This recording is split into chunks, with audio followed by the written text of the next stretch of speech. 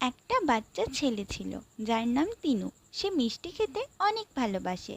রসগোল্লা, লাড্ডু, সন্দেশ সে যেটাই সামনে পায় সেটাই সে খেয়ে ফেলে। তার মা তাকে একদিন বলল, এত মিষ্টি খেও না তিনু, দাঁতে পোকা হবে। সে কোনো কথা শুনল না।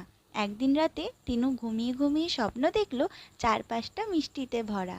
চিনির নদী, চকলেটের ব্রিজ, জিলিপি, আরও কত মিষ্টি। আর রসগোল্লা রাজা তাকে বলছে, স্বাগতম তিনু, তুমি মিষ্টির দুনিয়ায় এসেছো। তিনু সেখানে অনেক মিষ্টি খেলো। হঠাৎ করেই দাঁতে টনটন করে ব্যথা শুরু হলো। রসগোল্লা রাজা বলল, দাঁতের যত্ন না নিলে মিষ্টির রাজ্যে থাকা যাবে না। তিনু ভয় পেল আর সঙ্গে সঙ্গে তার ঘুমও ভেঙে গেল। সে তক্ষুনি ব্রাশ আর কলগেট নিয়ে দৌড় দিল। সেই দিন থেকে তিনু ঠিক করলো যে সে মিষ্টিও খাবে আর তার সাথে দাঁতের যত্নও নেবে।